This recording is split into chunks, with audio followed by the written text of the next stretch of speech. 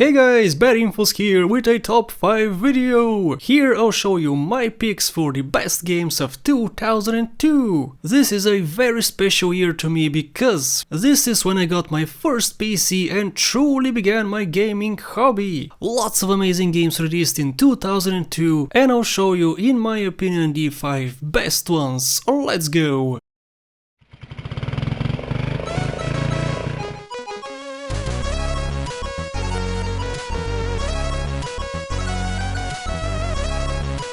Chicken Invaders 2 The Next Wave.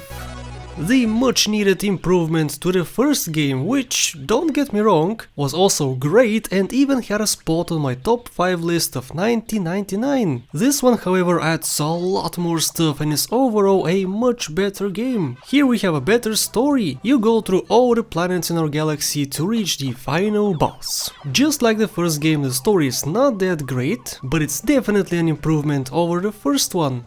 2 more weapons were added, which spice up the gameplay. Overall the best one is the green one and most players would just use that, but more variety is still great. The game is really short, only about 40 minutes, however it's very difficult and could take you a few playthroughs to truly complete it, which certainly would extend your playtime. We no longer have infinite levels, they are a set number. You start off as a weakling and work your way up to better and stronger weapons to face off the final boss. To this day, this is the hardest Chicken Invaders game in the franchise. The only flaw I have with it is the mouse control. Mouse movement was a new addition here, however it's very badly implemented and there's major mouse acceleration.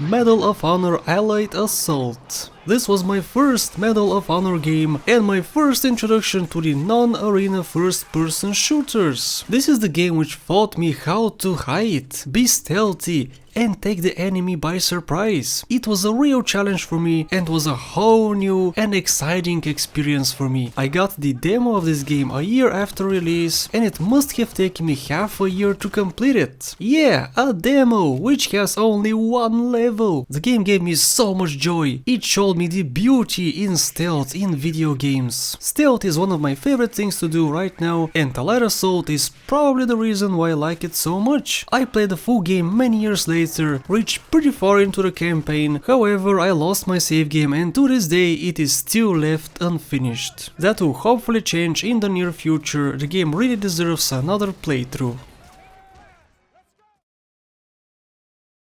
31 County.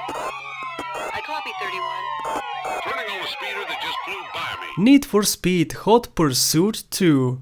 This game is a direct sequel to the original Need for Speed Hot Pursuit released in 1998. This one however improves on the formula tenfold. Hot Pursuit 2 has 2 different career paths, which is not standard for racing games. The first one is a normal championship mode. The point is to win each event. These are standard races in which the police will not pester you. There are no rules and it's a nice clean cop-free fun. The more races you win, the more cash you get. Therefore you can purchase better and faster cars. Then there's Hot Pursuit mode, in my opinion the best part of the game. Here it's all about avoiding the police. You need to avoid them crashing into you, the roadblocks, the helicopters dropping barrels and all the other mayhem going on at all times. The more you progress, the harder it becomes. The police gets upgraded and are more determined to take you out. I've beaten both careers at least 2 times and my fondest memory about this game is when back in the day my family and I were about to go out of town in a week. I had just started playing the campaign a few hours before the announcement, so I made myself a task to complete the entire game in these 7 days. I didn't have school because it was summer and played only Hot Pursuit 2 the entire week, probably putting in 6 or 7 hours a day every single day just so I can complete it in time. And guess what? A day before we were about to leave, I passed the last championship race. That was a huge accomplishment for me and I still remember how ecstatic I was when I passed the last finish line in first place.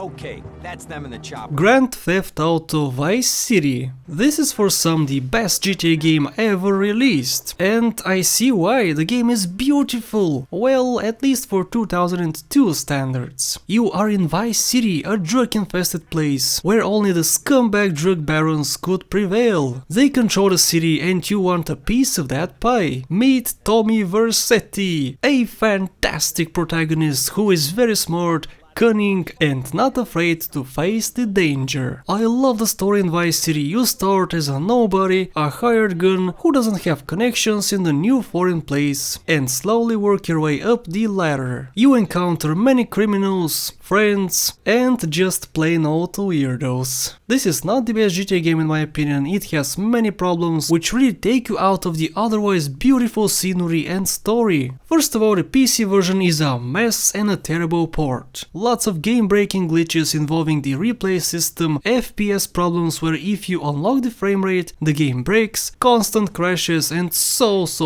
much more. The city, although great, with much better colors than GTA 3, is not an improvement and feels much smaller. Lots of the streets you would never use, and with the decreased traffic, it really feels a lot more empty than the previous game in the franchise. Vice City is a masterpiece of a game despite its issues.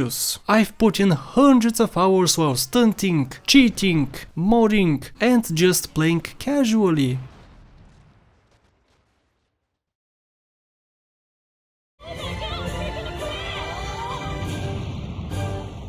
What was that? No, I'm going down. Serious Sam: The Second Encounter. This is one of the first games I have ever owned on a PC. This is the sequel of the previous Serious Sam game, and honestly there's not much new here. It's certainly an improvement, but the graphics, sounds, many weapons and enemies are all the same. However, what makes this game so much better than the previous Serious Sam one is the level design. The levels are fantastically done. For many you have to do parkour challenges as naked harpies are shooting at you. For others you have to go in deep dark rooms filled with spikes on the sides and hundreds of enemies just to find a statue which you place on a shrine. You climb down mountains, find secrets, snipe fools from far away and so much more. This game has it all, from amazing, huge and dangerous boss battles to enormous arenas where it throws hundreds of kamikazes at you and you have no place to hide. I'm ashamed to say it, but for the first maybe 10 years when I played this game I used only God mode.